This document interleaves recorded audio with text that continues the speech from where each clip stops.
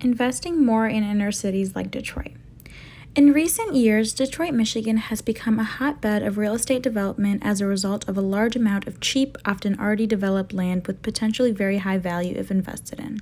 In order to make the case for why development projects in Detroit can not only be profitable for investors, but beneficial to the city and its residents, we've compiled a list of underway projects and compared them to recent successful developments in American cities with a comparable population and industrial background that are also experiencing a large amount of commercial and residential expansion.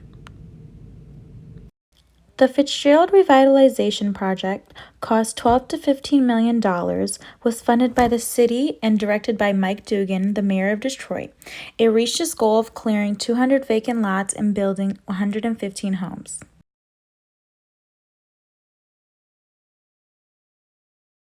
We can compare it to the Upton Renaissance project that the city of Baltimore undertook to renovate abandoned row houses on its west side, such as the ones in this picture. Home prices in that area are projected to triple in coming years. Moving forward, we have the District Court in Detroit. That was a development that the Ilch family promised to build along with the new Little Caesars Arena in order to secure nearly $900 million of city grants. The district is set to include residential and retail building along Woodward Avenue near the stadium.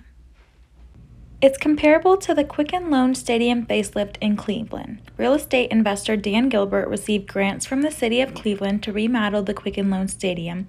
It included $140 million of retail development in the neighborhood south of the stadium. Next, we have the Hudson site. Dan Gilbert recently broke ground on the Hudson site on Woodward and Grand River. The proposed building would be 912 feet tall, include space for retail and residential, and cost $909 million. It's comparable to the recently built Independent building in Austin, Texas. While purely residential, unlike the planned Hudson site, the Independent is of similar size and costs and has been considered a large success for Austin, which is going through a development boom much like Detroit's.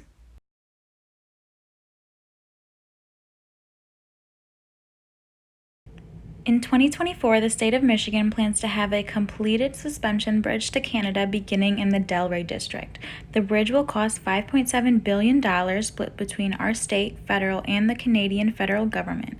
It is intended mostly to alleviate commercial traffic on the Ambassador Bridge to the north.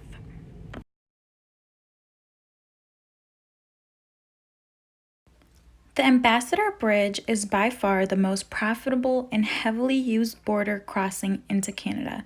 It takes in $60 million in revenue per year.